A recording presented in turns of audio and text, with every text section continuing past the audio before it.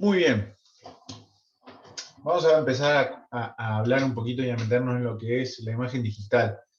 Algo que ustedes ya van a estar inmersos desde el inicio cuando no solamente estén trabajando, sino que antes, cuando hagan las prácticas y les toque realizar un parcial o usar técnicas, van a ver que van a estar enfrentados a sistemas digitales, cualquiera sea la modalidad, si sea un tomógrafo, o un digitalizador o un resonador, siempre van a estar enfrentados a cuestiones del ámbito digital. Hoy en día, en su mayoría, todos los servicios del territorio uruguayo están digitalizados. El servicio central de ACE, todo el servicio de ACE, que es el mayor prestador de salud del Uruguay, tiene todos los servicios que poseen radiología con digitalizadores como los que vemos acá, los Carestream, que esto ustedes ya los conocen si han ido a algún servicio de radiología, siempre asociado a una impresora como esta que vemos acá, con un multiformato de impresión, que tiene para 3 formatos de impresión, y bueno, obviamente la clásica consola con su teclado y mouse, como una computadora cualquiera, donde se ingresan los pacientes o se buscan de una worklist, una lista de trabajo que se precarga o que lo precarga el administrativo cuando ingresan los pacientes y agenda a los pacientes. Vamos a ver también en este semestre cómo es todo ese proceso, en el cual llega un paciente, se agenda, pide fecha y hora, y se coordina por un determinado momento donde se genera su cita en una worklist, que luego es confirmada en el día de la consulta para que aparezca en la digitalizadora y sea levantado por el radiólogo al paciente de esa worklist para que ya tenga previamente todos los datos del paciente en el cual se va a asociar la radiografía que se realiza. ¿Ah? Todas las digitalizadoras tienen herramientas de edición, van a ver. Las herramientas de ediciones más convencionales que tienen son la mejora o la modificación del contraste, y el brillo. Eso viene de cajón, siempre casi todos los digitalizadores, así sea Kertin, Fuji o Alpha, que son los 3 que más cantidad de digitalizadores tienen en el país. Después tienen muchas otras herramientas de edición y de presentación del formato de impresión. La que vemos acá arriba es la consola de una Kertin, todas son iguales, con su zona de postprocesado. Y la de abajo es una consola Fuji, también para el postprocesado de las imágenes y la impresión. Acá vemos la pantalla, la pantalla de ingreso de los pacientes, y no sé si se ve en la cartón que tenemos acá arriba. ¿Qué más? Y como definición podemos decir que bajo el epígrafe de radiología digital se suele hacer referencia a un amplio conjunto de sistemas de adquisición, tratamiento, procesamiento, transmisión, archivo y visualización de información, en este caso radiológica. Aunque uno de los productos finales de estos sistemas está constituido por imágenes similares a las que se obtienen en la radiología convencional, la formación y los componentes de tales imágenes presentan características particulares que afectan tanto a su aspecto como al contenido de información que presentan estas imágenes. Muchas son las modalidades digitales, vamos a decir así, que nos brindan imágenes del tipo digital, que podemos hacer un postprocesado de edición y que viene adjunta una serie de cajas de información que lo hacen característico a un archivo del tipo DICOM, que algo nosotros ya habíamos hablado en el semestre anterior. ¿Se acuerdan que todos los archivos del tipo DICOM tenían un formato determinado, una estructura determinada, y siempre se caracterizaba por una imagen con la asociación de información relacionada del paciente y de la modalidad en la cual se adquirió. ¿Ah? No es una imagen que se puede visualizar en cualquier visualizador de imágenes, cualquiera de una computadora, sino que tiene que ser visualizada con visualizadores del tipo DICOM que puedan leer este tipo de imágenes. Modalidades varias, aquí tenemos un arco en C, este es un arcade, esto ya lo conocen de la clase de arco en C. Aunque tenga un tambor de intensificador de imagen, que la señal que nosotros tenemos dentro del tambor es una señal bastante analógica, es convertida esta señal analógica en digital y digitalizada de tal manera que podemos visualizarla en un monitor. ¿Ah? Si se acuerdan, estos son los monitores. ¿Ah? Esta es la unidad de monitores del arco en C de Siemens, donde nosotros de un lado vemos lo que se está visualizando en forma dinámica, y las imágenes guardadas se pueden visualizar en el monitor que está en el costado. Todos los arcos C son básicamente de la misma manera, con dos monitores donde uno visualizamos una cosa y otra en otra. ¿Ah? Consola del monitor, consola, perdón, del arco en C, ya habíamos visto todo esto, para qué servían cada uno de estos botones en la consola y cómo funcionaban cada uno de ellos, es decir, para qué lo utilizábamos como herramienta. Este es el General Electric 9900, es uno de los que ya habíamos visto la clase pasada, con su, ¿se acuerdan? Brazo en L, muy específico de este tipo de arco en C. ¿Ah? Con dos monitores también, donde es táctil, ambos monitores son táctiles, donde no dan imágenes digitales. ¿Ah?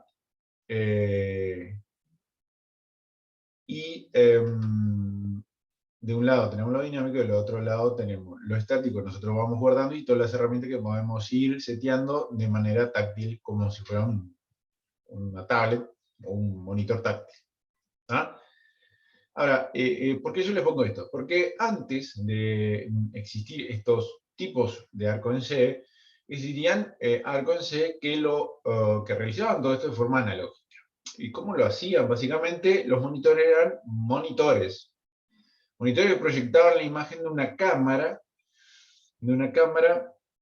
que no era tan analógica, pero era la imagen filmada de lo que nosotros teníamos en el fósforo de salida. Acá básicamente el fósforo de salida está asociado generalmente con unas placas de silicio o unos CCD, unos conversores de carga acoplada, que nos dan imágenes mucho más nítidas y más estables en los monitores. Después de eso vamos a ver de qué se trata cada uno de ellos y cómo están asociados estos tipos. Otros tipos de arco en C que vienen hoy en día con tecnologías más nuevas cambian estos tubos intensificadores de imagen por paneles planos. Vamos a ver lo que es un flat panel o un panel plano. Paneles planos que tienen la característica que nos brindan imágenes dinámicas de lo que estamos obteniendo. Que tienen la capacidad de darnos imágenes dinámicas. Después en este semestre vamos a ver lo que son paneles planos, conversores de carga acoplada, las pantallas radioluminiscentes con memoria, que parecen un nombre tan ayornado, pero en realidad son los clásicos CR que van a trabajar todos los días en radiología convencional. Y vamos a ver de qué se trata cada uno de ellos y cómo lo usamos. Y cómo es que se forma la imagen de ellos. Estos botones ya se acuerdan, yo más o menos la consola esta yo ya se las coloqué en la clase de arco en C, más o menos tienen una idea. Este es el 7700. También pantalla táctil, doble monitor, pero con la particularidad que nosotros en el mismo arco en C, en la unidad de arco en C, tenemos monitores de ambos lados donde se proyecta lo que nosotros estamos adquiriendo, tanto en estos monitores como en estos monitores. Y todas las herramientas podemos setearlas desde estos monitores que están en la misma consola. Es decir, el monitor anexo, podemos directamente colocárselo solo al médico, nosotros visualizamos todos desde este monitor. Una consolita como esta para ingresar los datos y ahí vemos una de las imágenes que nos brinda con todas las herramientas de cambio de rotación y mejora de los contrastes y todo eso con los movimientos de los colimadores en Y o barra, como lo vemos ahí. Selección de foco, como ya lo vimos en la clase pasada, con el tema de en el Siemens un único botón. En el caso de estos modelos tienen como para seleccionar dos focos, pero con dos botones diferentes. Después también tenemos los casos de las modalidades con telecomandado, los equipos de radiología convencional con telecomandado, con intensificadores de imágenes como estos, ¿ah? Y tubo rayos X arriba. ¿tá? Como cualquier equipo de radiología convencional, un tubo arriba y el intensificador abajo que nos brinda imágenes estáticas y dinámicas también. ¿tá? Muchos de estos se usan para estudios del tipo especializados, estudios de contraste, varitados o con yodo, pero que requieren el movimiento de los pacientes y imágenes dinámicas del transcurso de ese medio de contraste por viseras huecas, por ejemplo. ¿Ah? Este es otro. Este en realidad, si no mal me falla la memoria, este es el Fusion, perdón, que está en el Clínicas. Es uno de los equipos del Clínicas. ¿Ah? Muy nuevito, con poco uso. Es esa foto. Este es un Apollo, este es otro equipo telecomandado que tenemos en el Pasteur, un Apollo que con las consolas cambian un poco, pero las herramientas son siempre las mismas. Las posibilidades de estos equipos son siempre las mismas, no importa la marca, siempre las posibilidades son las mismas. Puedo ponerlo de pie, acostado, en Trelenburg o Trelenburg, como ustedes quieran, angular el tubo, no angularlo, usar radiología digital directa o usar CR para ponerlo en la ranura, aquí como vemos en esta ranura. Todo podemos hacerlo en estos tipos de equipos. Yo voy admitiendo gente por mientras. Si voy muy rápido, ustedes me avisan, por favor, porque yo entro en la rosca y sigo y no paro. Esto como verán, también tenemos un monitor. Son monitores especiales, grado médico, podemos visualizar las imágenes de tal manera que son diagnósticas estas, como ya vimos en la clase de monitores. Pero son policromáticos, donde nos brindan las herramientas para la edición de las imágenes y para el ingreso de los pacientes o cargarlos de una worklist, como ya lo habíamos visto en los otros modelos. Esta es una workstation, una estación de trabajo, ¿tá? Como cualquier estación de trabajo de radiología convencional, donde tenemos un monitor común, todos estos tres monitores anexados a tarjetas gráficas que están en una única torre, una única computadora, pero con la diferencia que tenemos dos monitores en vertical, monocromáticos de grado médico y un tercer monitor para buscar los pacientes, buscar las radiologías que se realizaron a ese paciente y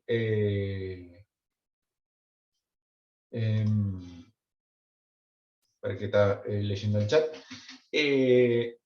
y poder visualizar las imágenes que se realizaron en esos pacientes y poder cargarlas en estos monitores. Estos monitores, aparte de la edición de estas imágenes, que ya en realidad son un post-procesado, que se puede realizar, también se puede hacer la impresión de estas a partir de herramientas que tienen estos visualizadores aquí con estos monitores. Y por último, acá para otras modalidades un poquito más especializadas que nosotros vamos a tener en cuenta para este semestre, son las modalidades de radiología directa. Todo lo que es radiología convencional, que se use chasis y un digitalizador como los que vimos al inicio, es radiología indirecta. Nosotros requerimos de un chasis que tenemos que colocarlo como que si fuera un sistema película-pantalla. En el buque de pared, en el buque de mesa o por debajo de la estructura del paciente. En estos casos lo que aquí tenemos son equipos muy especializados. Este en el caso digamos que es robótico. Este es uno de los equipos que están en el CASMU 2 de General Electric. Son equipos con paneles planos, inalámbricos, Wi-Fi. En realidad lo que se saca es es un panel que está, esto es el buque de mesa, esto es el panel plano, es como un chasis pero muy grueso y muy pesado. Aquí lo tenemos, lo podemos extraer, podemos llevarlo con esta manijita, si es inalámbrico, lo sacamos, podemos sacarlo de aquí y colocarlo en el buque de pared, o utilizarlo para hacerlo como que si tuviéramos la chance de realizar una placa por debajo de la rodilla de un paciente flaco o algo por el estilo, así colocarlo por debajo de la estructura del paciente, sin necesidad de usar el buque. Si no queremos usar el buque, bueno, colocamos directamente el panel plano por debajo del paciente. Es robótico en el sentido de que, yo lo digo así, pero bueno, lo que tiene son movimientos preestablecidos para el uso de o la mesa o el buque de pared. Nosotros podemos setear para realizar una radiografía de pie o una radiografía de mesa, y el tubo automáticamente se moviliza solo hacia la mesa o el buque de pie. Entonces, simplemente se le dice al paciente, al equipo, que es lo que se va a realizar, y luego se aprieta el botón de disparo y él se posiciona y se centra solo con el buque. Es más, si el buque se moviliza en dirección cráneo-caudal del paciente, el tubo también se moviliza. Y mantiene el centrado y la posición. No necesariamente tenemos que hacerlo nosotros. Aparte de muchas otras herramientas que en el mismo tubo se puede setear técnica y demás. Está muy bueno estos tipos de equipos. Y obviamente la imagen que se obtiene es instantánea. Nosotros, una vez que realizamos la radiografía, no tenemos que ponerlo en ningún digitalizador, porque esto es un panel plano que nos da radiología directa. Es decir, nos va directamente a mostrar una imagen en el monitor una vez que se realiza. No tenemos que procesarla de ninguna manera. Esto es un portátil, un equipo de radiología portátil que tiene una pantallota, como vemos acá, y tiene su panel plano que se utiliza para realizar, por ejemplo, radiografías en el CTI, radiografía de tórax, portátiles de tórax en CTI, que se lleva el equipo y en cama se lo realiza con este receptor digital. La radiografía. Una vez que se realiza la radiografía, automáticamente, en forma instantánea, aparece la imagen asociada al paciente que ya estaba precargado, porque con este cablecito se conecta a la red del hospital, se precargan todos los pacientes de la WordList, y se va con toda esa precarga de pacientes al CTI y se va asociando cada imagen a ese paciente. Si que por alguna razón quedó mal o algo y por causa fuerza mayor tenemos que repetir, esto nos posibilita que en el momento nos veamos la imagen y podamos dar el ok de repetir o no repetir una imagen. Sin necesidad de tener que ir a otro lado, procesarla y nada por esto. Pasando a otra modalidad, esto es un tomógrafo, un General Electric, una Optima 540 con su consola de bomba inyectora de medio contraste. Nosotros vamos a ver un poquito de medio contraste, y poquito no, porque vamos a tener una clase sobre eso, y bomba inyectora. Y ambos monitores, generalmente en el tomógrafo son dos monitores, donde tenemos todas las herramientas, una para las adquisiciones, los protocolos, y otro para la visualización de la imagen de lo que estamos adquiriendo. Y si todos estos digitales son receptores digitales, aquí vemos lo que es el gantry y la camilla de este tomógrafo, está en el Hospital Pasteur. Su bomba inyectora, que vamos a tener una clase sobre bomba inyectora y medio contraste. Su máquina de anestesia, siempre debe haber en un tomógrafo un resonador asociado a una máquina de anestesia. No todos los pacientes son ambulatorios y están bien. Muchos de los pacientes son ventilados, o requieren anestesia o pseudoanestesia. Una ampliación de lo que es la bomba inyectora, la unidad interna, donde tenemos el doble cabezal, uno para contraste y otro para suero.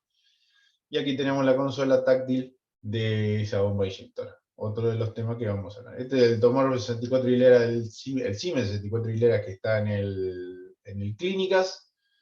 No sé si hoy en día está operativo, pero hasta en ese momento que le saqué la foto, sí. Y su consola. 2 monitores, como vieron. ¿Tá? Su software, que es de Siemens. ¿Tá? Lo mismo que General Electric, también tiene para General Electric. Y la consola táctil de la inyectora de contraste de doble cabeza que tiene el 64 hilera de Delphi. Pasando a otras modalidades digitales, tenemos esta, que es un sistema híbrido. Este es un SPET, un SPET. ¿Ah? Lo que vemos acá son 2 detectores gamma. Creo que vamos a tener una clase de medicina nuclear para ahondar un poquito sobre estas cuestiones de los receptores gamma y las imágenes funcionales que nos brindan estos receptores. Y lo que está asociado es a un tomógrafo. Este es un SPET-TC. Es un detector de fotón único, gamma, con la asociación de un tomógrafo de 16 hileras que lo que nos brinda son las imágenes anatómicas de lo funcional que nos brinda el SPET. ¿Tá? Aquí tenemos la consola que está obteniendo la imagen. Esto básicamente estos dos receptores gamma lo que hacen es dan un barrido 360 grados alrededor de la estructura que se está analizando.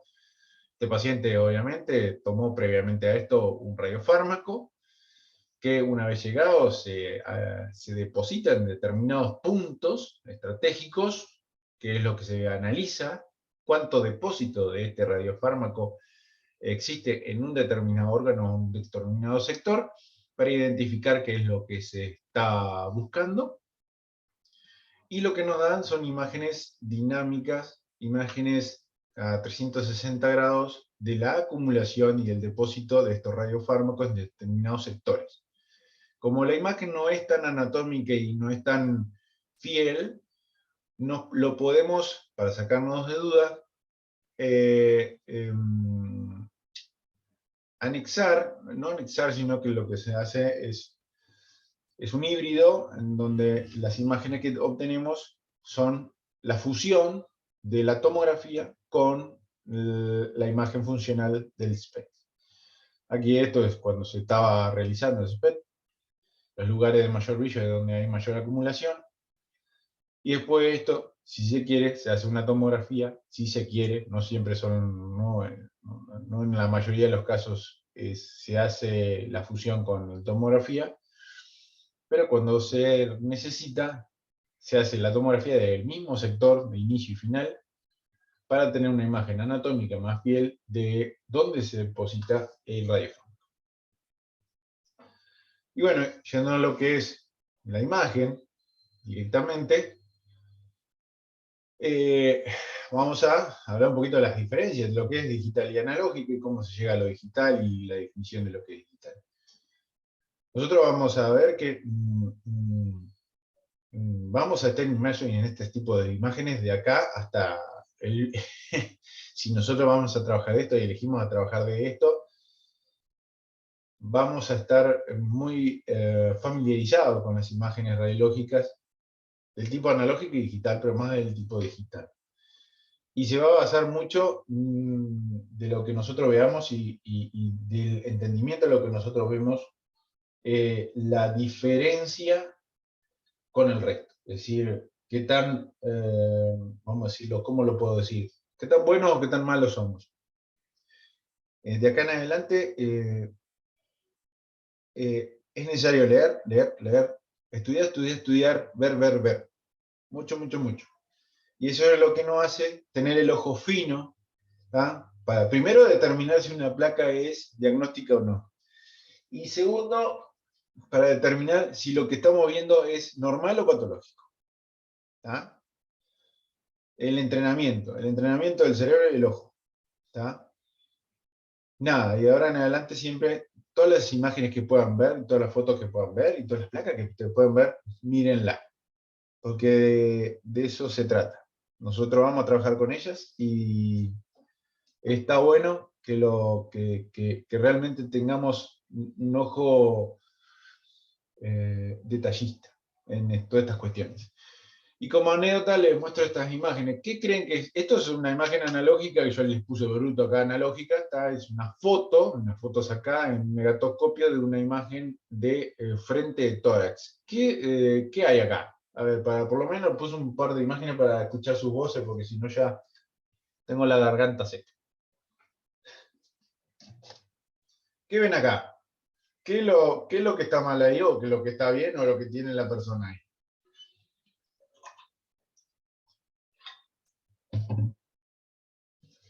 Se fueron todos. Los 26. Los aburrí. Un objeto radiopaco. Un objeto radiopaco, me encantó. Bien, sí. Bruto objeto radiopaco con el medio del pecho. Escuchame, ¿qué pueden ustedes creer que es esto? A ver si se dan cuenta.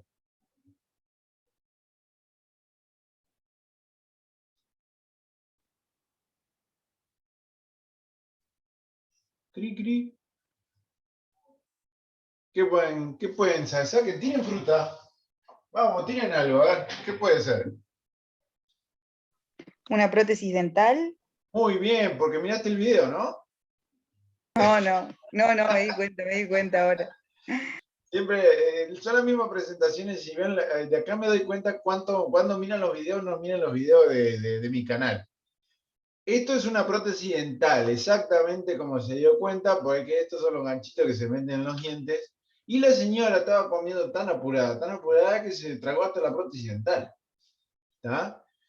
Entonces, la señora, a ver si tengo el perfil, sí, acá tengo el perfil de su prótesis dental en el esófago. ¿Tá? Esta señora tuvo una intervención quirúrgica, obviamente, para sacarle el socotroco ese en el medio del esófago. Y bueno, generalmente en estos casos, cuando te vienen con estas cuestiones, que por objeto extraño se hacen frente y perfiles de la región para ver su localización espacial a ciencia cierta. ¿Ah? Después, ¿qué tenemos acá? Esta imagen, ¿es normal? ¿No es normal? ¿Por qué? ¿Qué piensan ustedes? ¿Qué le pasó a Verónica?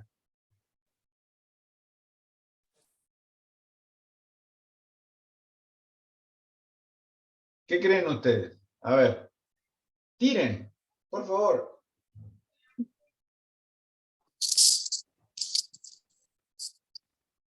Hasta está señalado, ahora le pongo un mouse con otro mouse ahí. Está señalado hasta con el mouse.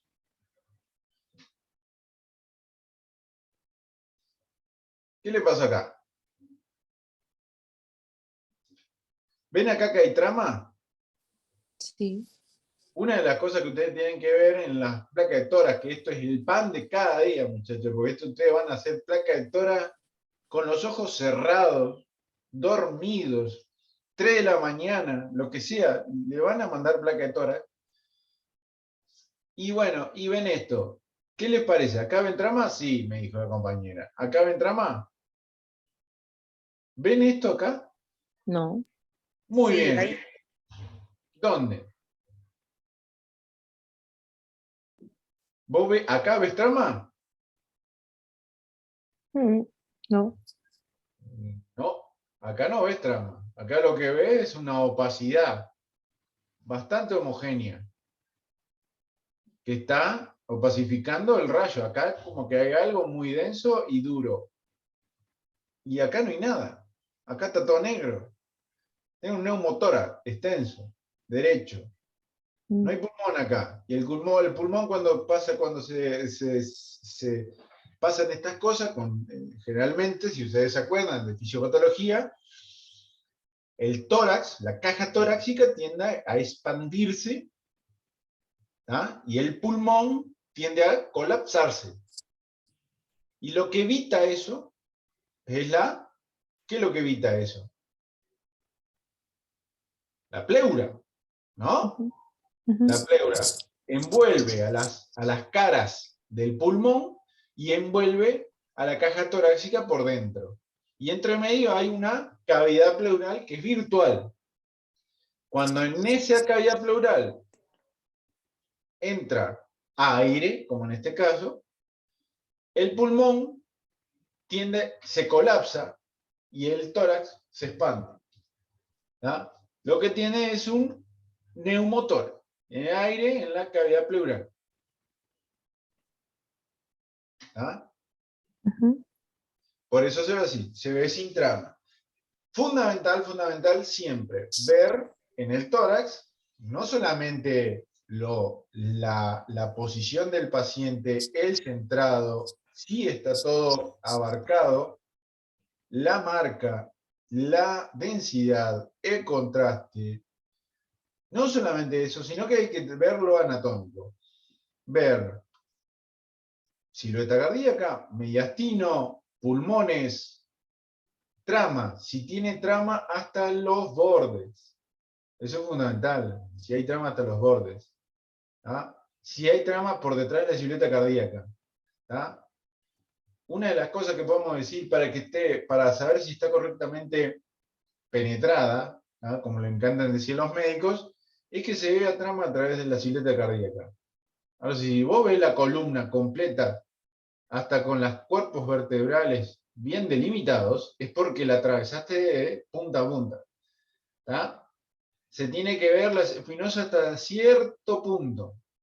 Y la articulación de la clavícula con el esternón, equidistante, para saber si eso está bien posicionado al paciente. ¿Tá? Todas esas cuestiones que parecen cholulas, bueno, todo eso lo tienen que saber ustedes y lo van a ver después en técnicas. En cada una de las placas, cada una tiene su jeito para determinar si está bien posicionado el paciente, si está correctamente posicionado, si está todo el paciente o toda la región dentro o abarcado dentro de lo que se está estudiando. ¿Tá? Todas esas cosas lo van a ver. Pero está bueno ya ir sabiendo que lo normal y lo patológico solo por ojo. ¿Tá? Aunque nosotros no sepamos a veces qué es, pero hay que saber que hay algo que está mal ahí. Y eso es importante. En el perfil no se ve tanto el neumo, ¿tá? Pero lo tiene. ¿Tá? Otras cositas. Una foto de una placa convencional de senos paranasales. ¿Se ven ahí? ¿Ustedes lo ven? ¿Distinguen qué es lo que tiene este paciente? ¿Qué es lo anormal? Aquí vemos el seno frontal, derecho, seno frontal, izquierdo, los etmoidales, y ¿qué hay acá? Hablen. Un nivel. Y aquí tenemos maxilar derecho, maxilar izquierdo y otro nivel. ¿Está? Tienen una sinusitis, muchachos. ¿Está? Tienen que sacar placas, ver lo normal y saber cuándo hay algo anormal. Esto está bueno saberlo. ¿Por qué? Porque no es lo mismo lo anormal que un artefacto, por ejemplo, que se puede suceder y que nos da la chance de que tengamos que realizar otra placa. Entonces, cuando nosotros sabemos que algo que no es normal y que no es un artefacto, no necesariamente tendríamos que mandar a repetir la placa. Simplemente o consultamos con un médico cercano o vemos con alguien que sepa y le mostramos y le decimos, mire, pasó esto, no creo que es un artefacto, ¿qué cree usted? Y bueno, el médico, obviamente que sabe más que nosotros, nos dice, no, eso es tal cosa. Pero si ustedes ya lo saben, se ahorran todo ese trabajo. Esto es obvio, ¿no? Esto es obvio que lo que tiene esta patita, ¿no? ¿Qué le pasó acá? Se quebró el dedo gordo. No se quebró. No Se lo se aplastó. quebró. Miren cómo esto es limpio, esto es una línea limpita. Ah, se lo cortó entonces. Cortó. Esto se le cayó un vidrio arriba. Mm, Señor vidrio. Y está. Como verán, primera falange, segunda falange, voló. No, no voló, en realidad le cortó limpiamente esas dos falanges. Obviamente que acá ya sabemos que es lo que tiene la doña, ¿no? fractura de cuello de húmero, de acá a la China. ¿Está? ¿Vieron cómo es que se ve? Esto es obvio que es lo que tiene. Guarda con esos pacientes que le mandan solo hombro, y el paciente tiene una fractura de húmero, medio diafisaria acá abajo en el medio, medio ni muy distal ni muy proximal en el medio, y hay que hacerle en vez de un hombro un húmero, que es diferente. Esto es hombro, y esta la región está comprendida, pero no está comprendida una región para un húmero. Pasa muchas veces que le mandan hombro y en realidad es húmero. Guarda con eso, hay que siempre preguntar, indagar con el paciente qué era lo que le pasó y dónde es que le duele. Y si el paciente tiene el brazo descubierto, seguro que ustedes se van a dar cuenta cuando tiene una fractura de húmero. Otra plaquita, una plaquita de tórax. ¿Esto qué es? ¿Placa realizada normal, ambulatoria, o placa realizada en cama? ¿Qué les parece? ¿En cama? Un camillo. Perfecto, es en cama. ¿Por qué se dieron cuenta?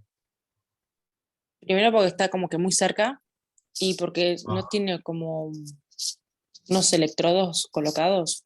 Tiene unos electrodos colocados, exactamente. Esto fue en cama. Hay un pequeño borramiento de los fondos de saco costodiafragmáticos. Seguramente es,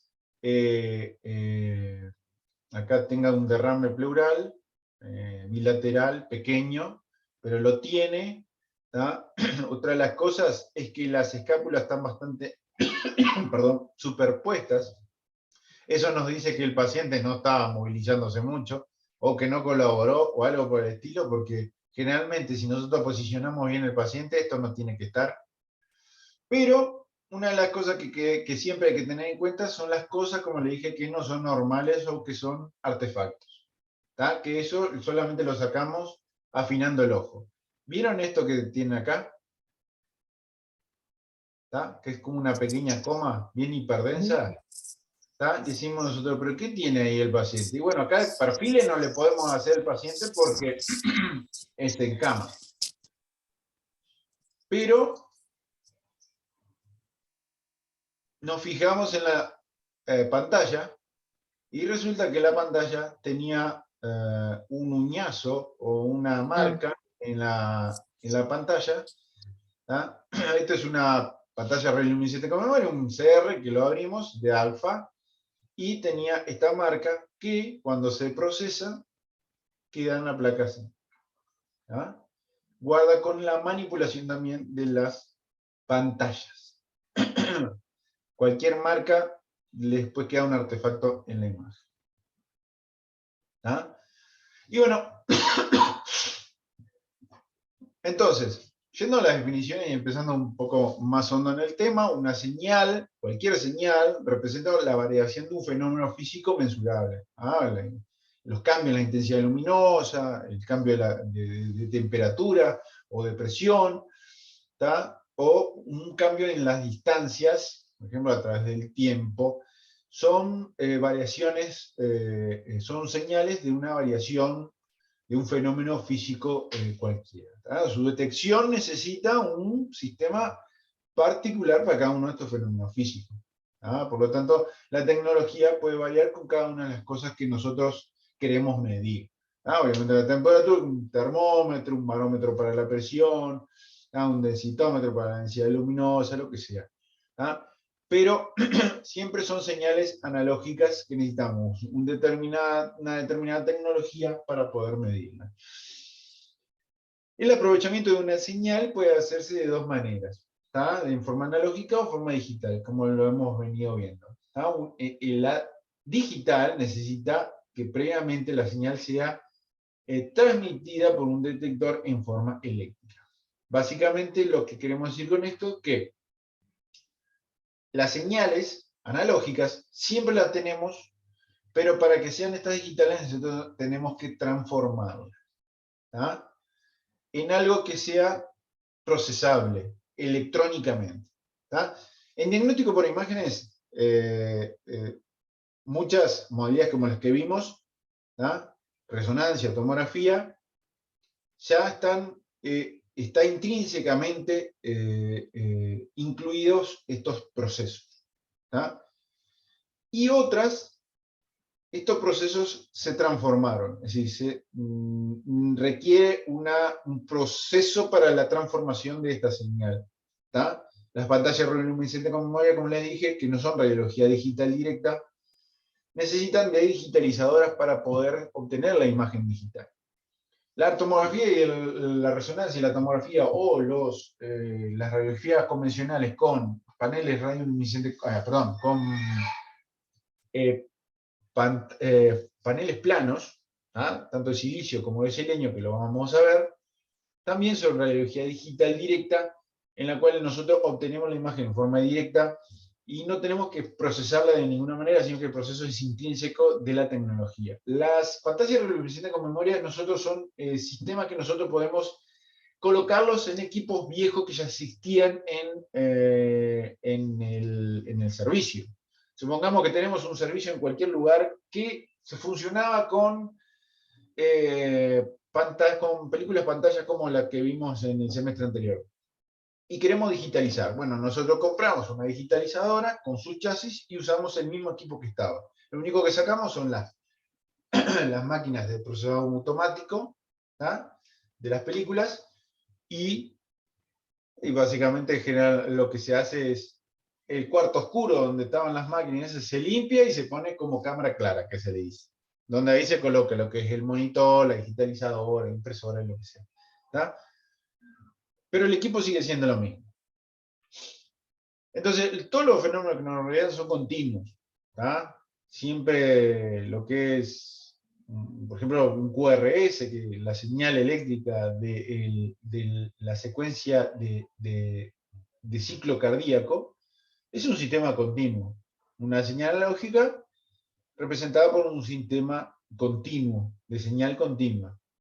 ¿Tá? Es decir, pasa a partir de que son cuantificables, pasan de un valor a otro sin una discontinuidad ninguna. ¿Tá? Cuando el análisis de estas señales o de esta, por ejemplo, temperatura o este ciclo cardíaco, lo que sea, se hace de manera continua, en el análisis de ese fenómeno hablamos de señal analógica, ¿tá? Es decir, se dice que se hace un análisis de manera continua cuando nosotros lo que obtenemos de ese análisis son básicamente trazados o curvas, como el QRS en un electrocardiograma. ¿Ah? Me dan un segundo que creo que tengo a alguien afuera.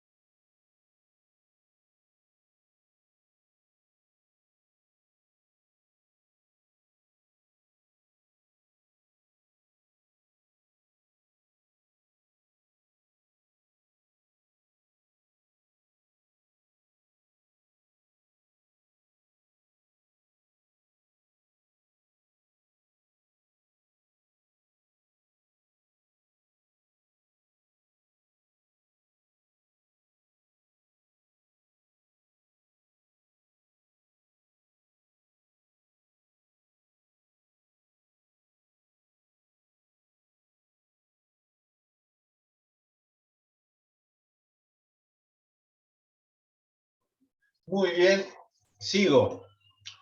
Entonces, ¿qué pasa si nosotros ahora queremos mostrar esos fenómenos continuos, esas curvas, esos trazados a intervalos regulares? Vamos a comenzar a convertirlo a estos en una señal digital, porque de eso se trata la conversión de señal analógica a digital. ¿Ah? Si se muestra el fenómeno de intervalos regulares y los valores de amplitud son traducidos bajo la forma binaria 0 y 1, hablamos de una señal digital. La señal digital es básicamente, en realidad, la señal analógica convertida. Es decir, los valores analógicos, estos valores continuos, trazados y curvas, son convertidos en señales digitales. ¿Por qué? Porque todos los sistemas digitales no podrían leer esas señales analógicas si no son convertidos al idioma digital. El idioma digital se basa en bits, básicamente, en señales de dos variantes únicas por cada uno. 0 y 1, prendido y apagado. Básicamente así es como funciona cualquier sistema computacional. ¿Ya? Y por eso se trata de convertirlo a eso. Por lo tanto, la representación de una señal analógica corresponde a un trazado continuo, mientras que una señal digital es una sucesión de números que pueden ser procesados por una computadora. ¿Tá? Entonces, la señal digital es la señal analógica que pudo ser leído por un sistema computacional, ¿tá? Digital, ¿tá? Traducido al idioma digital, ¿tá? Para que pueda ser procesado. ¿Tá? Entonces, si decimos que es una imagen bidimensional formada por una gran variación de densidades fotográficas que se deben a cada punto anatómico. Uy, perdón, ¿qué estoy leyendo? Si decimos que es una imagen bidimensional formada por una gran variedad de densidades fotográficas, que se deben a que cada punto anatómico producirá diferentes atenuaciones en el haz de radiación incidente, lo cual dará lugar a una gran variación de intensidades energéticas de las emergentes, bla, bla, bla, pura characha, esto, por Dios. Se basa en procesos físico-químicos para la obtención y procesador de imagen. Si hicimos todo eso, estamos hablando de imagen analógica, que se corresponde a una distribución continua de matices grises, en la cual las discontinuidades son las que producen las visualizaciones de los detalles anatómicos. Ahora, si lo decimos como que es la distribución continua de matices grises, que se cortan en trozos discretos correspondientes a los diferentes niveles de grises, hablamos de imagen digital. Básicamente eso. Si nosotros tenemos una señal analógica que es continua, que es variable, capaz que es muy sincrónica, pero variable, ponerle un QRS, imagínense un QRS que nosotros queremos digitalizarlo, nosotros tenemos que sacar cada segmento de latido, cortarlo en pedazos y digitalizar cada segmento de eso y darle un valor determinado en ceros y unos a cada segmento. En el caso de las imágenes digitales, nosotros tenemos una señal analógica continua que es basada en la lectura de cambios que se producían, por ejemplo, en la pantalla radioluminiscente con memoria. Nosotros tenemos capas de valencia, con diferentes estados de valencia correspondientes a los electrones que están orbitando en esas estructuras formadas en el cristal de las pantallas radioluminiscentes con memoria. Que vamos a ver más adelante, que son de fluorohaluro o halogenuro de bario enriquecido con europio. Vamos a ver que el enriquecimiento con europio y todo eso tiene su yeito, que son los que ceden los electrones, y que esos electrones son que cambian sus posiciones en esas bandas de valencia. ¿Para qué? Para dar la imagen final, porque una vez que vuelven a su estado estable, eliminan un fotón de luz. Este fotón de luz es captado por un fotomultiplicador en los digitalizadores, que en base a la cantidad de fotón de luz que recibe esos fotomultiplicadores, es la amplitud y la señal analógica que va recibiendo. Luego esa señal analógica se amplifica y se convierte por un conversor análogo-digital a una señal digital. Pero no quiero ir en detalle a eso. Quiero que se queden con la definición. Una imagen digital es la distribución continua de todos esos matices de grises, o por lo menos una imagen radiológica digital, es la distribución continua de matices de grises que se cortan en trozos discretos correspondientes a diferentes niveles de grises. ¿Está? Esos niveles de grises, cada punto o cada trozo discreto, ¿está? Se va a corresponder con un píxel, ¿está? Que básicamente es el elemento más pequeño de la imagen, el punto de la imagen, ¿está? Y ese píxel contiene toda la información necesaria en ese punto, toda la información necesaria para determinar qué gris y qué posición tiene ese punto en la imagen, ¿no?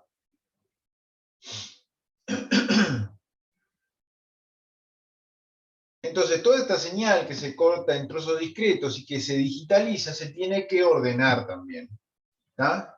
Se le asigna un valor y se ordena, ¿tá? Se cuantifica la muestra, se le asigna un valor y se los ordena, ¿tá? Y se los convierte. Básicamente de eso se trata, la conversión análoga a digital, ¿tá? Estos píxeles se establecen en una matriz numérica donde a cada cuadro de la grilla se le da un valor entero y positivo y cada número corresponde a un tono de gris, ¿tá? Ahora vamos a ir en detalle. Supongamos que tengamos esta imagen analógica, ¿tá?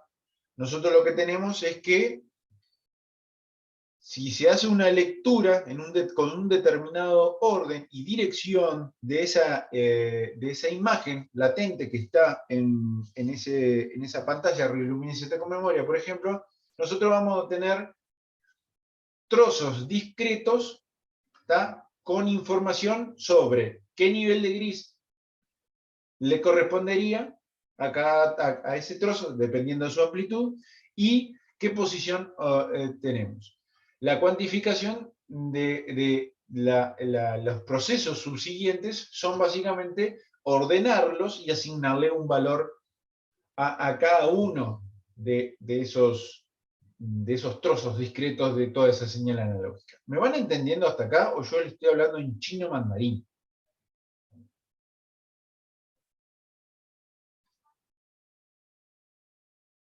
Sí, vamos bien. ¿Sí? ¿Alguien más? ¿O alguien que diga que no, yo no entendí nada? Me quedé en bienvenido al segundo semestre.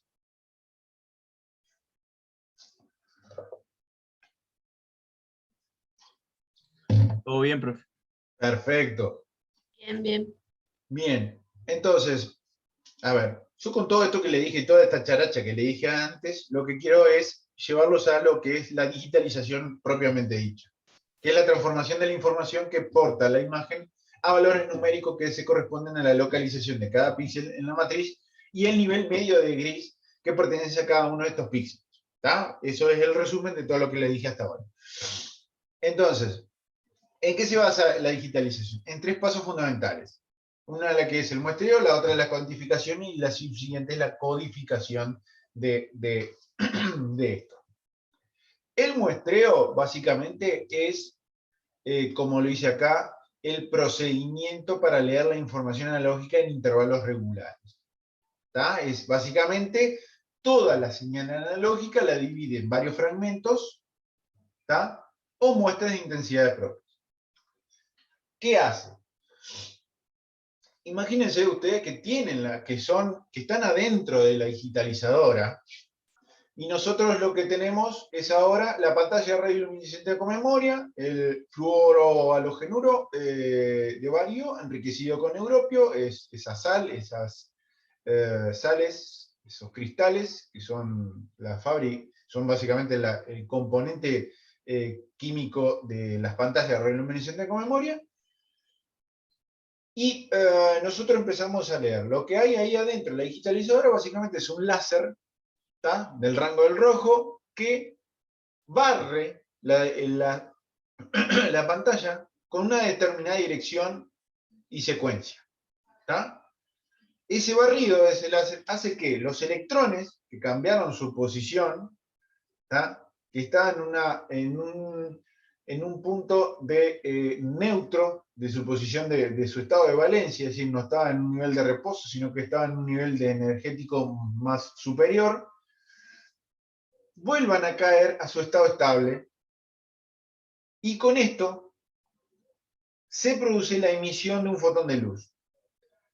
Entonces, a medida que el láser va haciendo el barrido, se va emitiendo luz del sector donde se barre con el láser.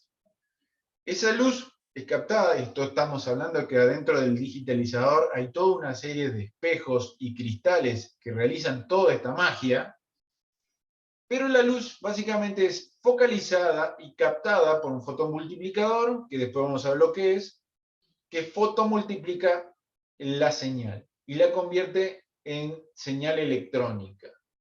¿Tá? Esa señal de luz la convierte en electrones. ¿tá? Y estos electrones, en base a la cantidad de señal electrónica y a la amplitud de la señal electrónica, es el nivel de gris que puedo asignar.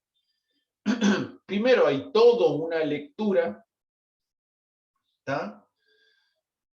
Con una determinada dirección de la señal, y se va surgiendo, ¿tá? Diferentes amplitudes de forma continua de electrones, de cantidad de señal electrónica que sale del fotomultiplicador.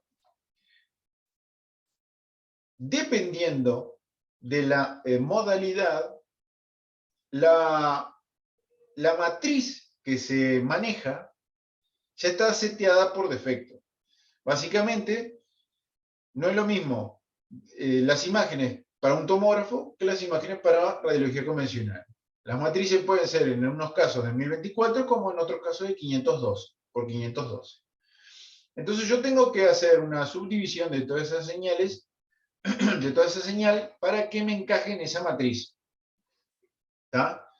Tenemos dos opciones y eso depende del fabricante. Lo que se hace a veces es, se lee toda la señal, se hace toda la lectura, todo el barrido, y después ahí hacemos la fragmentación y el muestreo, es decir, la fragmentación, y determinamos la muestra que vamos a tener.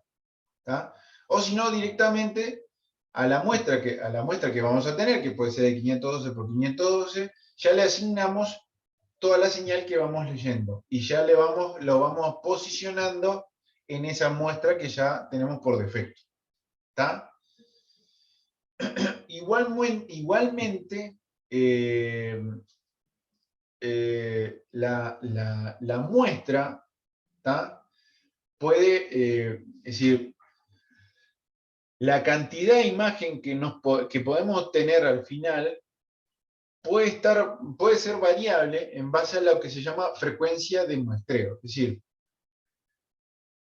si nosotros tenemos una velocidad de lectura más lenta, ¿tá?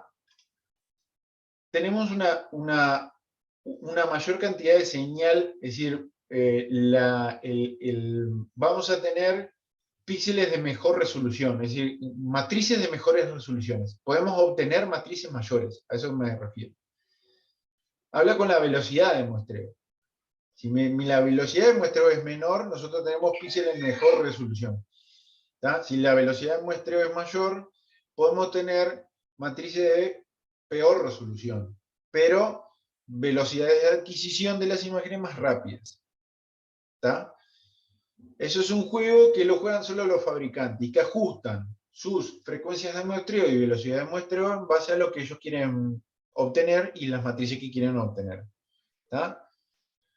Pero lo que ustedes quiero que se queden es que el muestreo es básicamente la división de toda esa imagen, de toda esa señal analógica, y la asignación de todas esas señales a la muestra que ya tenemos o que podemos obtener. Y que mi muestra puede ser muy buena o muy mala en base a esa velocidad de muestreo. ¿tá? Puede haber un submuestreo como un sobremuestreo, cuando por ejemplo las matrices son fijas. Y nosotros tenemos velocidades de muestreo más lentas, pero las matrices son fijas. Entonces a veces tenemos señal como para hacer matrices de 1024, pero tenemos una de 512. ¿Está? O a veces pasa al revés. Necesitamos cargar una muestra de 1024 y tenemos señal como para cargar una matriz de 512. Y de ahí es que surgen muchas herramientas de iteración, ¿tá? Que después vamos a ver, eso se aplica mucho en tomografía, ¿tá? Es realizar cálculo en base a lo que se tiene y en base a lo que se puede obtener si tuviéramos estos valores alrededor de ese píxel que le falta el valor. Entonces se rellena ese píxel con un promedio de lo que está alrededor. Después lo vamos a ver cómo es que se realiza todo eso, pero pasa mucho cuando tenemos submuestreos en la señal. Sin ir más lejos, seguimos. Tamaño de la matriz, entonces ya hablamos un poquito. Todo depende de la modalidad. Hay modalidades que tienen matrices seteadas, son modalidades que funcionan con matrices 512 y no con otras, o otras con 1024 o mayores. ¿Ah? Después lo que es en el siguiente paso de lo que es el muestreo, viene lo que es la cuantificación. Básicamente la cuantificación determina el número de valores diferentes que puede ser atribuido a la muestra y se expresa en bits. La cuantificación básicamente es decir, bueno, ¿qué matriz puedo obtener en base a esta muestra? Pues la muestra es de la división de mi señal analógica. ¿Ah? Pero primero, para generar esa división tengo que saber qué matriz tengo que rellenar. Si mi matriz ya estaba fija, bueno, ya sabemos. Si mi matriz no está fija, bueno, obtenemos toda la señal y la dividimos y con eso rellenamos la matriz que vamos a cuantificar. La matriz que vamos a rellenar. Entonces, basado en eso, en cuánta información puedo obtener de toda mi señal analógica, es que yo puedo determinar y decir, bueno, puedo tener hasta determinada cantidad de valores de grises. Y generalmente se adaptan esa cantidad de valores de grises a la muestra o a la matriz que yo necesito rellenar o necesito realizar. ¿Tá? Si son matrices de 512, y generalmente tenemos hasta 512 valores de grises diferentes. Si es de 256, hasta 256 valores de grises diferentes. Y se expresa en bits o en bytes, ¿tá? Dependiendo del tamaño. Obviamente cuando los sistemas digitales, en los sistemas digitales, todo tiene un peso. ¿Tá? Dependiendo de la información que obtengamos, es la capacidad de almacenamiento. ¿Ah? Y como le dije al inicio, en el idioma digital hay una variante en 2, de 0 y 1, de prendido y apagado, en la cual se maneja cada valor mínimo de información digital informática. ¿Ah? Siempre se maneja con ceros y unos. Y la combinación de estos ceros y unos es lo que nos da la información que nosotros le metimos al sistema informático. ¿Ah? Es decir, si nosotros queremos expresar un determinado número que se corresponde al valor de densidad de gris en un determinado punto, tenemos que decir que ese valor se corresponde con tal o cual combinación entre ceros y unos del idioma informático. ¿Tá? De ahí que surge una manera para realizar todo esto, ¿no? Básicamente toda la información que nosotros metemos, escribimos, o lo que sea que hagamos en una computadora, ella lo traduce en ceros y unos. ¿Tá? En un lenguaje que sea acorde a lo que ella pueda leer. ¿Tá? La mínima unidad de información es un bit, ¿tá? Que se corresponde a un 0 y 1. Un 0 y 1. Pero cuando las informaciones son más grandes, es decir, cuando lo que nosotros queremos guardar es mucho más grande, tenemos que multiplicar ese bit por mayor cantidad de bits. ¿Tá? Y generalmente lo hacemos en unidades de 8 bits, en octetos, como estos 8 cuadraditos que vemos acá. Cada cuadradito se corresponde a un número, a un 0 o a un 1. ¿Tá? Y la combinación de estos ceros y unos en este octeto da la información que nosotros queremos ver, que podemos guardar con un octeto de bits.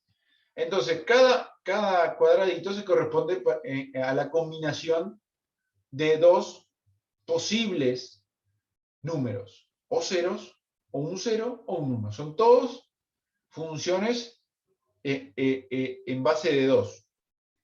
¿Tá? Y a medida de derecha a izquierda que se van acumulando números, es decir, podemos tener informaciones de 1 bit, o de 2 bits, o de 3, o de 4, o hasta de 8, ¿tá?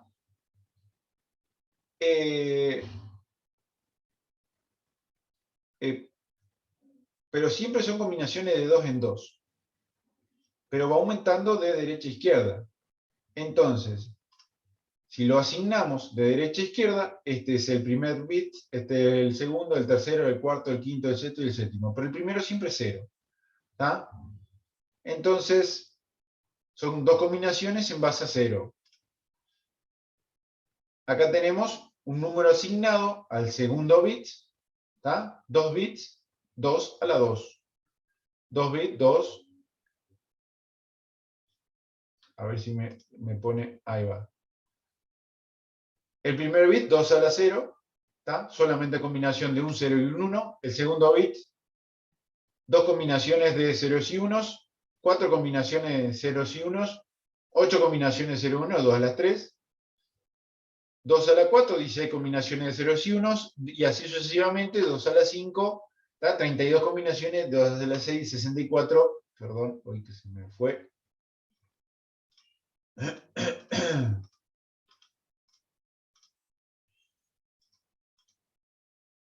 ¿Ah?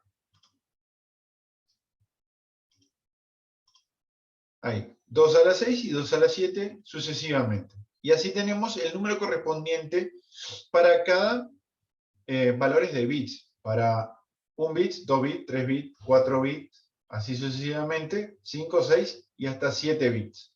¿Ah? Cuando tenemos informaciones que ocupan 7 bits hasta 8 bits, decimos que ocupan 1 byte. Es el correspondiente en información a 1 byte. ¿Tá? Y 1 byte son la suma, hoy otra vez esto que se me va.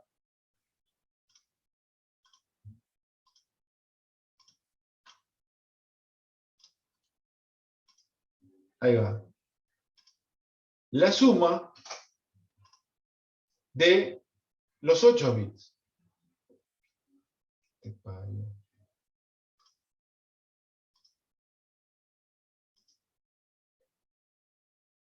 La suma de los 8 bits. Si nosotros tenemos 2 bits, ¿tá?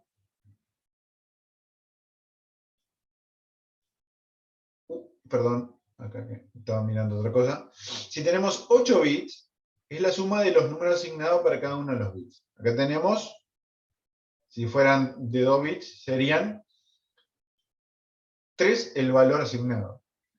Si fueran 3 bits, serían 4 más 3, 7 el valor asignado. Y así sucesivamente, si fuera la información que ocupa 4 bits, son 8 más 4 más 2 más 1. ¿Ah? 8 más 7, es decir, 8 y 8, 16, menos 1, 15. Y así sucesivamente vamos sumando todos estos valores. ¿Tá? En el caso de que tengamos información necesaria o que ocupe 8 bits, es decir, 1 byte, sumaríamos todos los valores asignados para cada una de las posibilidades. Y estos valores básicamente son las combinaciones posibles de la muestra. ¿Tá? si nosotros tenemos una información determinada que nosotros queremos cuantificar y que ocupa 5 bits, sumaríamos 16 más 8 más 4 más 2 más 1, y ese es el valor de combinaciones posibles de la muestra que nos determinaría esa información. Cuando nosotros tenemos una de 8 bits, sumamos todo, y generalmente es 255. Ahora, ¿qué pasa? Nosotros, si queremos hacer lo inverso, es decir, nosotros tenemos la muestra, la dividimos, y cada valor posible, o cada división posible, que tiene una determinada amplitud, le asignamos un determinado valor de gris. Es decir, vemos todos los valores y decimos, bueno, dependiendo de mi matriz o la matriz que yo quiero rellenar, ponerle que si fuera una de 256, sé que este valor no es ni 256 ni 0, pero es es 147. Entonces nosotros, el valor informático en octetos de bits, es decir, un byte que va a ocupar, va a ser 147 con este valor, 110010001, es decir, lo activo. ¿Está? 1, 1, 1, 1. ¿Está? Básicamente lo activo. Sumamos 128 más 16 más 2 más 1. ¿Está? Nosotros le decimos 147 al sistema informático, y para nuestro sistema informático 147 es, en su idioma, 100100011. ¿Está? Que básicamente se corresponde con dejar activo y apagados estos determinados bits. Activo está 1, apagado está 0. ¿Está?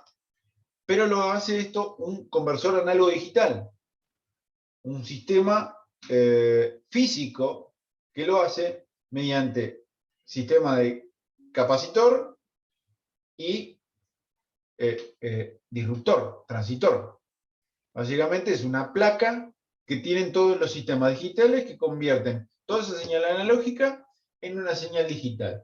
Le entregamos un determinado valor y él lo convierte en una señal digital, en base a ceros y unos. ¿Está? Esto cuando son informaciones que son de hasta 1 bits solamente. Informaciones muy pequeñas. Pero estamos hablando que generalmente las imágenes requieren mayor capacidad, mayor cantidad de información que se tiene que transcribir en el sistema informático. ¿Ah?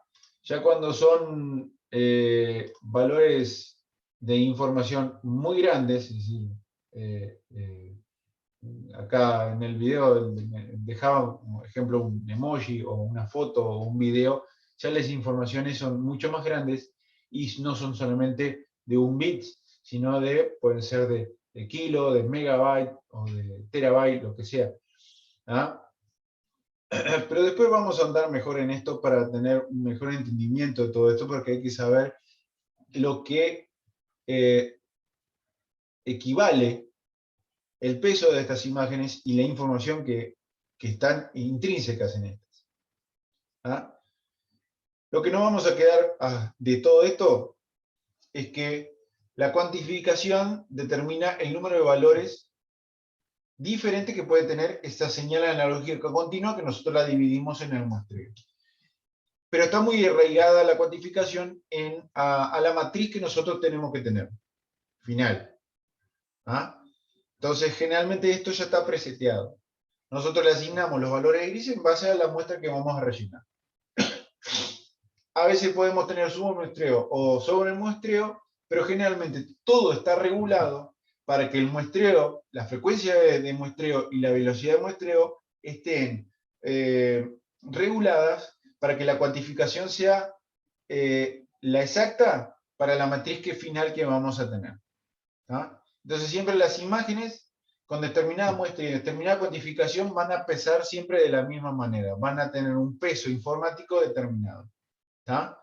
Pero está bueno entender las equivalencias entre bits y bytes. Siempre las informaciones se presentan en octetos, a nivel informático son en octetos de ceros y unos. ¿Está? 8 bits es un byte. 2 bits, 16 bits son 2 bytes. ¿Está? Eso después lo vamos a ver más adelante. ¿Qué tan pequeño se puede ser el píxel? Y bueno, dependiendo de lo que se quiere ver. ¿Está? Generalmente las mamografías son las radiografías convencionales que requieren mayor detalle. ¿Está? Es básicamente una mama, es algo homogéneo intrínsecamente y necesitamos mucho contraste. Y generalmente queremos ver determinadas calcificaciones de determinadas características. Esto es lo que se ve un píxel a 100 micras y un píxel a 50 micras. Y por eso las mamografías, las matrices de las mamografías están adaptadas y en la velocidad y la frecuencia de muestreo están adaptadas para que lo que se necesita ver se vea. ¿Está? Que son, por ejemplo, las microclasificaciones como las que vemos acá. ¿Está? En el caso de la radiología convencional, ya no requieren que las matrices sean tan finas, que el número de muestras sea muy amplio, porque no es necesario, ya que una fractura de este tipo la podemos ver con matrices de 512, por ejemplo, o de 256. ¿Qué le parece que es esto, chicos? Primero, ¿qué es la placa? Una placa de tórax, ¿verdad? ¿Qué es esto? Un nivel, profe. No. ¿Qué es esto? ¿Qué es esto que está acá arriba? Que le estoy mostrando como esta liñita.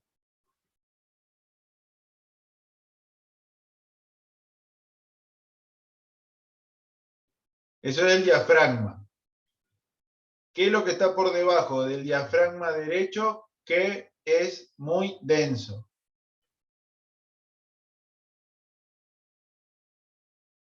¿Qué es lo que está acá? Anatomía, Ulises. Fácil. El hígado. El hígado. No. Muy bien. ¿Y entre el diafragma y el hígado tiene que haber aire? No. Perfecto. Esto es un neumoperitoneo. Hoy veíamos un neumotórax. Esto es un neumoperitoneo. Se hace una de dos cosas en el neumoperitoneo. Un tórax de pie, que se vean cúpulas diafragmáticas, o un abdomen de pie, que se vean las cúpulas diafragmáticas. La que ustedes quieran. Si ven esto, tienen un neumoperitoneo. ¿Necesitamos matrices pelotudas para ver un neumoperitoneo? No. ¿Está? Entonces, las modalidades vienen preseteadas, las matrices, porque se necesitan una determinada matriz para que se pueda ver lo que se quiere ver. ¿Está? Entonces está adaptada a lo que queremos encontrar. ¿Está? Y por último, la codificación, Luis. La codificación es lo que hace la magia. ¿Está? Lo que convierte todo lo analógico, todo ese muestreo y esos valores cuantificados en un valor binario. ¿Está? En ceros y unos. ¿Qué lo hace? ¿Quién lo hace y qué lo hace esto? Un conversor análogo digital. ¿Está? Básicamente, la estructura de los conversores análogo digitales se basan en unas placas. Yo no sé si les puse alguna foto. No, no está acá. Pucha, che. No, no les puse.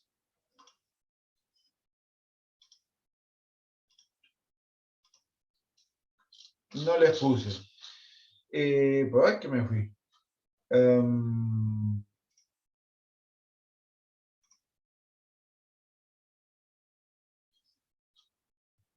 Si no, yo tenía la placa en fotos. Después creo que está en la presentación de receptores.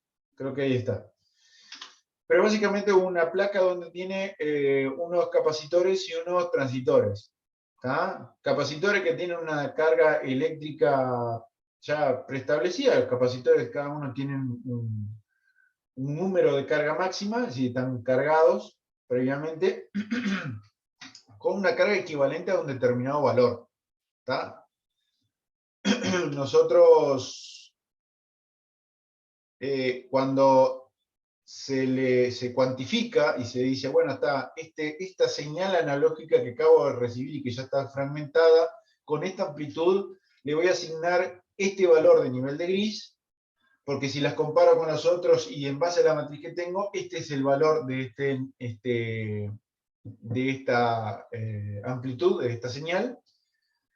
Y bueno, si a ese valor le asignamos el número 109, como es el ejemplo acá, esto es una foto sacada del Dillinger, ustedes lo pueden ver ahí si quieren. Nosotros tenemos lo siguiente. Básicamente este valor de 109 para el sistema electrónico es una determinada carga eléctrica, ese valor de 109. Entonces esa carga eléctrica se la da al primer capacitor del sistema, que ya tiene una carga previa de 128, que equivale al valor 128. Y lo compara. Si mi carga eléctrica que me llega es menor que a la carga eléctrica que yo ya tengo en el capacitor, básicamente no se abre el transitor, la llavecita de paso de corriente, no se abre de forma automática y el valor asignado es 0. El primer valor asignado para el primer byte. Y así sucesivamente con los siguientes capacitores. Como no se transfirió ninguna carga, se pasa la misma carga que venía, se compara esa carga de 109 con la carga del siguiente capacitor, que ya es menor, porque equivale a 64. ¿Está?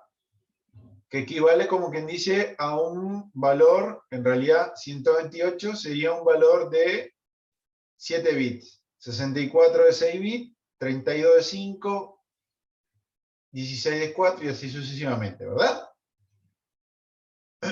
Pero como es para una matriz de 8 bits, nosotros tenemos valores que van entre 0 y 255. ¿Tá? 0 y 255. En este caso, un valor de 109. Ese valor de 109 se compara con el primero, como es menor, no se deja pasar corriente, y el primer valor, o el último en realidad valor del octeto de derecha a izquierda, es 0. El anteúltimo valor del octeto va a ser 1, porque el valor que llegó es 109, que es mayor a 64. Ahí sí se pasa corriente, pero lo que se pasa de corriente va a ser la resta. ¿Tá? Se le quita corriente y 109 se compara, son 109 menos 64, queda una corriente de 45. ¿Tá? Corriente equivalente a un valor de 45. ¿Para qué? Para que se compare con el siguiente capacitor y ahí lo ve de nuevo.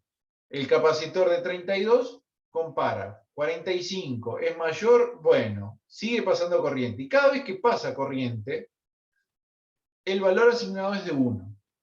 Es decir, está activo, está activo.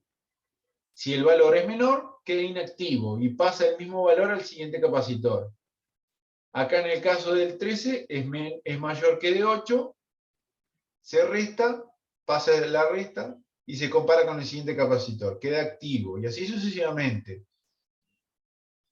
5 menos 4, 1, se queda activo, se pasa la corriente.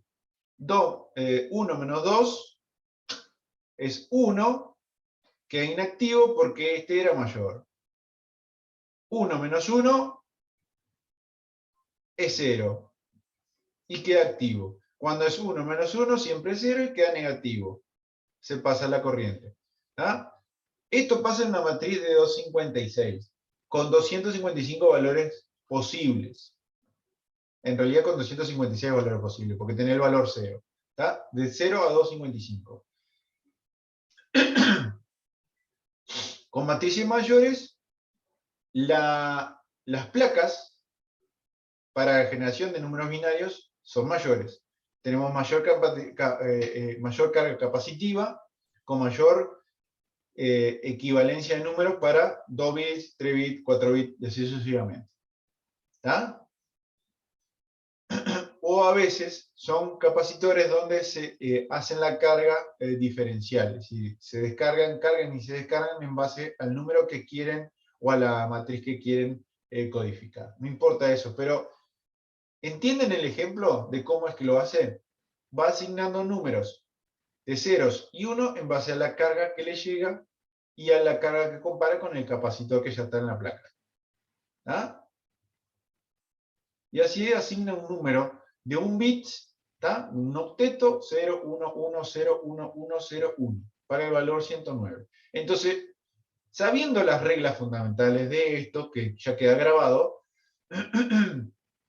ustedes mañana, si yo en un parcial, en un examen, yo les pongo cualquier otro valor acá, ustedes me van a poder saber cuál es el octeto o el número binario que se le asigna a ese valor a digitalizar. ¿Está? ¿Entienden? Sí. Sí. Perfecto.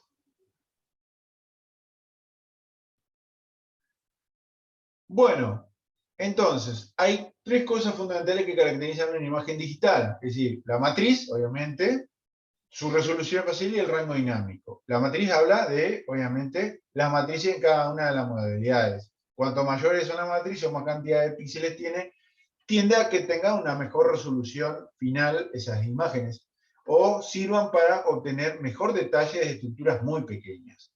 ¿Está?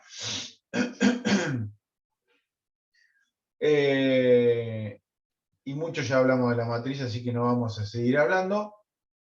Síganse acordándose que cada modalidad va a tener su matriz de uso. Esto yo creo que ya me quedó medio viejo porque hoy en día ya muchas de medicina nuclear, ecografía, resonancia y tomografía tienen matrices mayores. ¿Está? Realmente tomografía y resonancia, las mínimas son de 512. Tengo que acomodar esto. ¿Está? Y bueno, cuanto mayor sea la cantidad o número de píxeles, más se parecerá la imagen digital a la imagen real. ¿Tá? Y esto está basado en una fórmula fundamental, que la resolución espacial va directamente relacionada con la matriz, pero inversamente relacionada con lo que se llama FOV, o Field of View, ¿tá? O región de interés, o zona a estudiar. ¿Tá? Siempre, siempre, siempre tienen que estar las estructuras relacionadas con el FOV e inversamente relacionadas. A ver, en imagen digital, el ejemplo fundamental es cuando tenemos, por ejemplo, una pantalla radioluminiscente con memoria, un CR, y nosotros queremos hacer una mano. No vamos a usar un 43. Vamos a usar un 18x24, que es un 24x30, que es el formato de CR más pequeño que podemos usar. Por ejemplo, que anda, obviamente que es lo que anda usualmente en el medio. ¿Está? ¿Por qué? Porque la resolución espacial de esa mano es menor si la comparamos. No es como en las películas pantalla. Nosotros en los sistemas película-pantalla lo que podíamos hacer, si queríamos, no teníamos las chicas, bueno, agarrábamos una más grande y hacíamos una mano colimada, no importa, colimadita, en un chasis más grande. Lo único que hacíamos era gastar más placa. Pero la resolución es la misma si usamos en una 18x24 que una 30x40 o en una 43. La mano quedaba con la misma resolución. ¿Tá? Si era colimada, si era correctamente centrada, si estaba todo bien a la distancia y todo como correspondía. No pasa lo mismo con los sistemas digitales. Si yo tengo un 24x30 y hago una mano con la cacerola abierta, no importa, en una 24x23, en una, una 43, la resolución es menor. Porque el FOV mío para el sistema digital es la 43. Es el chasis 43, el más grande. Entonces, como yo no estoy ajustando a la estructura, mi matriz va a quedar enorme y los píxeles, en vez de estar ajustados a la mano, están ajustados al 43. Acuérdense que yo cuando coloco el chasis en una digitalizadora y cuando previamente lo leo y lo asocio, yo lo que le estoy diciendo a la digitalizadora es qué tipo de chasis estoy usando, qué tamaño de chasis estoy usando y muchas otras cosas más. Pero fundamentalmente qué tipo y qué tamaño tiene el chasis. ¿Está? ¿Se acuerdan de eso? Bien, espero que se acuerden. Y como ejemplo, esto es imagen de muy baja resolución. Matriz, yo lo que hice es, dejé el tamaño de la imagen igual. Lo único que está cambiando es la cantidad de píxeles que tengo. A medida que aumento la cantidad de píxeles, la imagen es más nítida y más clara. ¿Está? ¿Qué pasa con el rango dinámico? El rango dinámico habla de la cantidad de tonalidades de grises que tengo. ¿Está? Es el número de tonalidades de grises que es posible representar en una imagen. Y cuanto mayor es el rango dinámico, más gradual será mi escala de grises. ¿Está? Obviamente que todo depende, va a eso de hacer depender también el tamaño de estas imágenes, ¿no? No es lo mismo rangos dinámicos pequeños que amplios rangos dinámicos donde tengo una mayor escala de grises, como por ejemplo una imagen, como vemos acá, de 2 a la 8 o 8 bits, comparada con una imagen de solamente 1 bit o 2 bits. ¿Está? Vemos que la imagen obviamente está acotada de grises, en esta hay solamente blancos y negros, y en esta tenemos un rango dinámico mucho más amplio, pero obviamente el peso de esta imagen es mayor que una de 1 bit. ¿Está?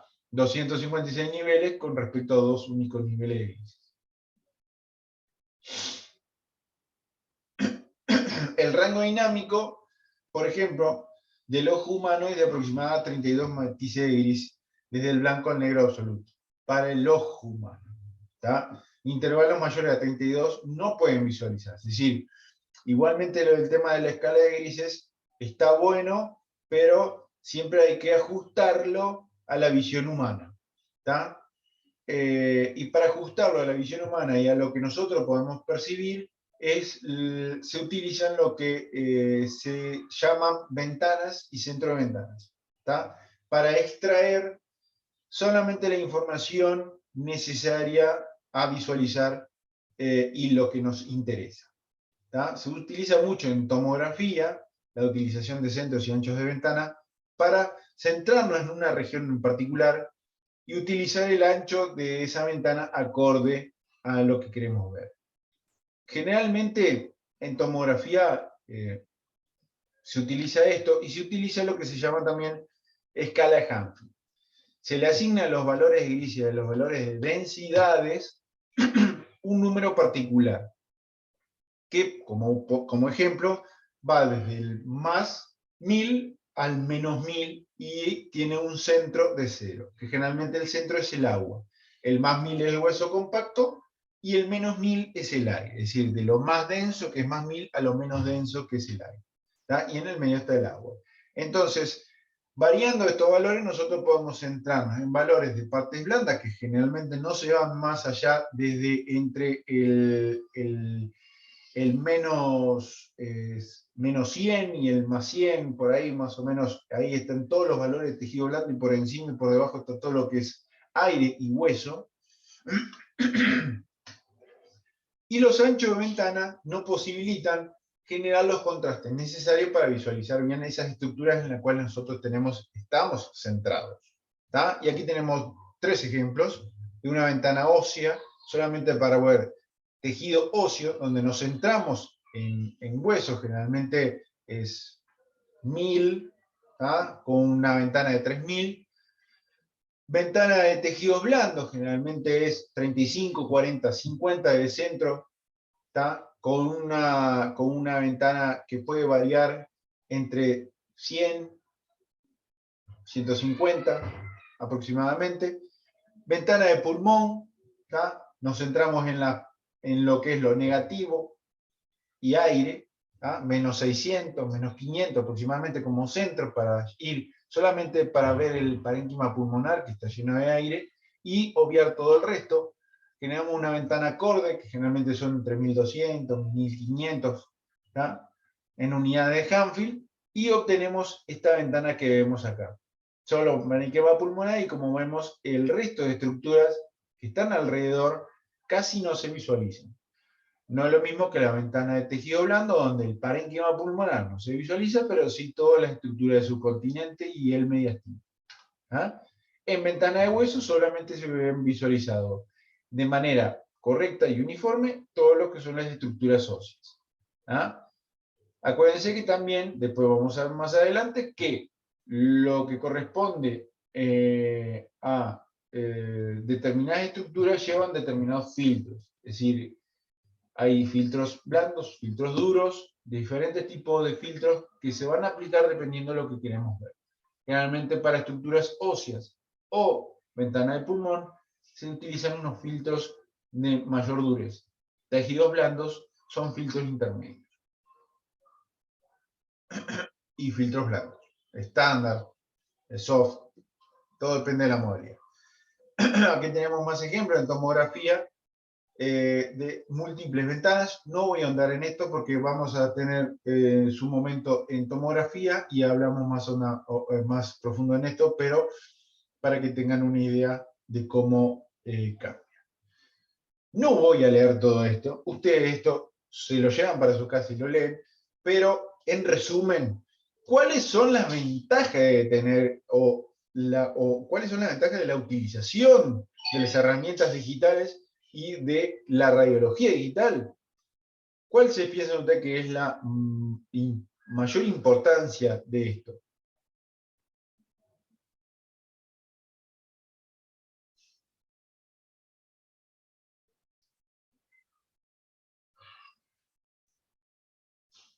¿Hola? ¿Los 18 que están? Ahorro en recursos. Esa es una de las cosas. ¿Está? Como ven, están dentro de todo esto que les estoy mostrando acá adelante.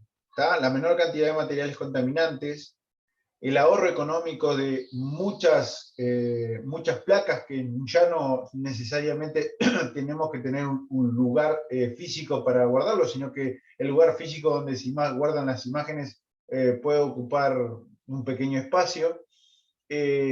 Obviamente todo lo que es el ahorro en fijadores, revelador y todo eso. El hecho de que se puede realizar la imagen y tener la obtención directa de estas, tanto en las modalidades de resonancia como tomografía computada y radiología directa.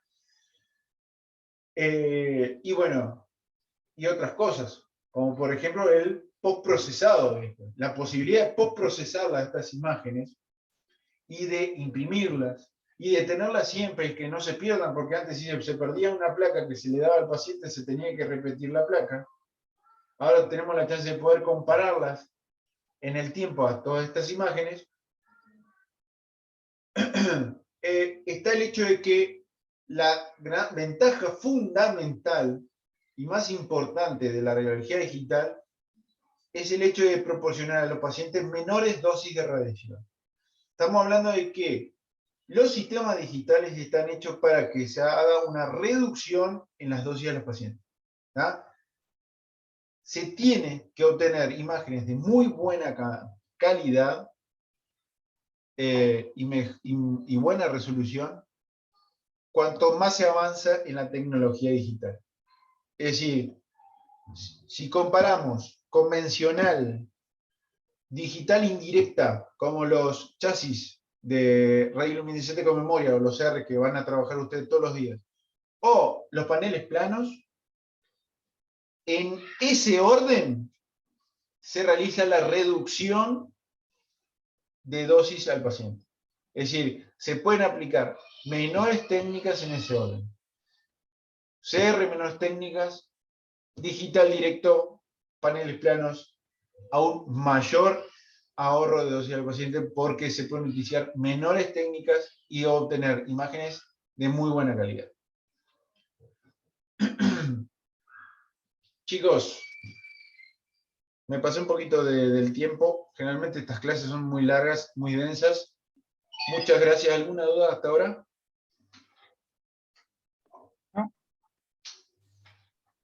No, ninguna. Muy No, bien. gracias, profe. Mañana vamos. Gracias. Nos vemos. Mañana a la misma hora tenemos receptores. Con suerte vamos a ver si podemos hacerlo en menos tiempo, demorar menos, así siempre es que sea en 1 hora y media, 1 hora 40. ¿Tá? Me pasé 10 minutos. Mil disculpas, hasta luego, que pasen bien. Profe, Gracias. Dígame. Chao. así que sería mañana a la 1 y miércoles a las 18. No. El miércoles a las 18, no. Miércoles a las 18 no, por eso dimos hoy y mañana estas 2 clases, así el miércoles a las 18 no tenemos. Ah, bien, gracias. Hasta luego, que pasen bien. Hasta luego, gracias.